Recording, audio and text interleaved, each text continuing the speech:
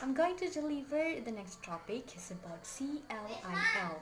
What is CLIL? What is the definition? What is the main about CLIL? Okay, let's define CLIL.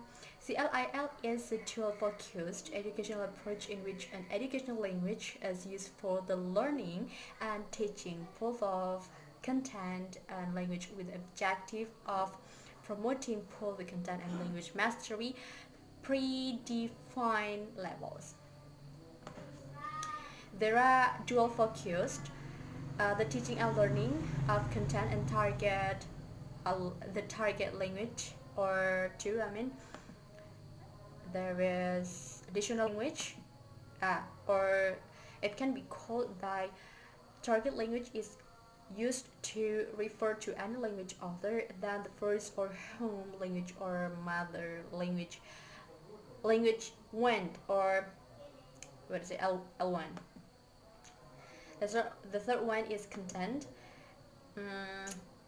Curriculum concept being taught through the foreign language appropriate to the current level of the student. Then there are two integrations. The first one is the language learning is included in content classes, and the last one is content from subject is used in language learning classes. The next predefined levels. The specification of what is to be taught in given school year, and then integration output curricula is a job that needs to be done ahead of the SY. Next is the possible way or technique to teaching CLIL. The first one is repetition. When the teacher repeats the crucial word or maybe the difficult one, and it can be a new word, it giving students multiple chance to get the definition and usage right. And also by using the same word repeatedly and in different contexts, the teacher help the student understanding about their initial guesses. And next is animated gesturing. The first technique involves some auditory elements. So in here, the teacher go to the visual side of teaching a new language. Here, the teacher can use a whole body to convey meaning to the students. So, doing this will not only help convey the meaning, but it also help to maintain the interest and attention of your class. Students prefer to sit in the class where the person in front of them moving around, gesturing away, and where there is always something new happening in front of them. So you have to use your whole body to convey the meaning to your students. And next is use of visual aids and props. If showing picture isn't enough, get the actual thing. So you can demonstrate how to use the properties, then you must probably have just conducted a class that won't be forgotten anytime soon. So you can bring a real things, maybe when you want to teach descriptive text, you can bring the real thing. If the lesson is about food, maybe you can bring the ingredients and demonstrating how to slice the food. And next, pre-teaching vocabulary. Instead of just using words in lesson and letting the student figure out the meaning for themselves, you can use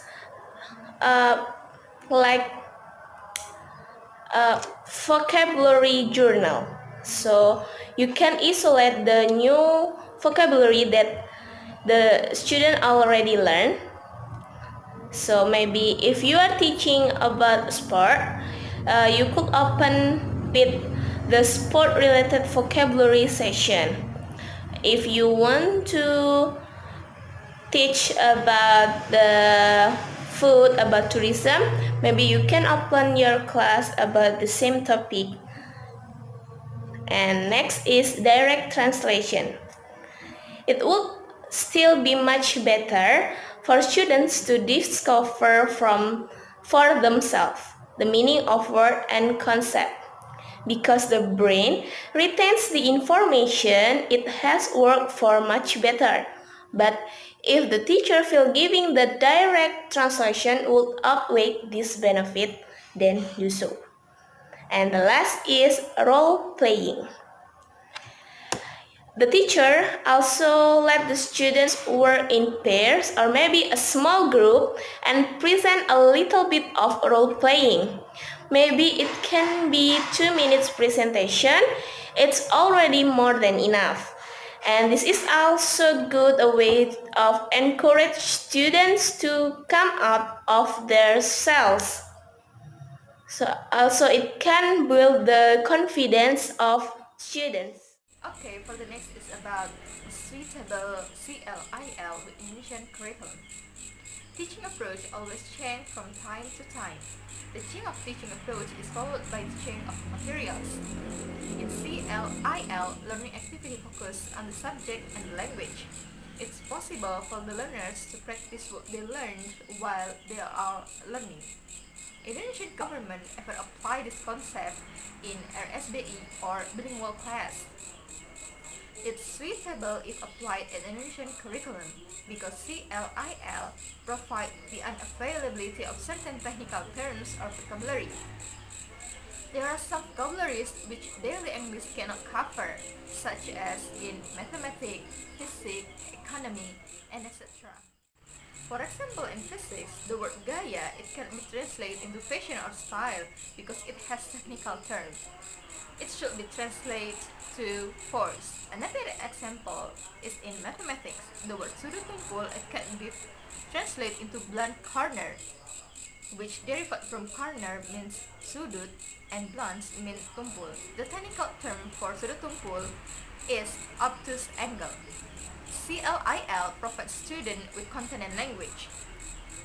Thus, students can compete with other countries in 21st century because the students have the knowledge of the content and also are fluent in English. The 2013 curriculum can support the use of CLIL because the curriculum integrates several subjects. It can integrate the content and English language. It's possible that the implementation of the new curriculum will be postponed. As a result, it gives a treat to CLIL implementation. Okay, I think enough from our group. Thanks for your kind attention. Wassalamualaikum warahmatullahi wabarakatuh.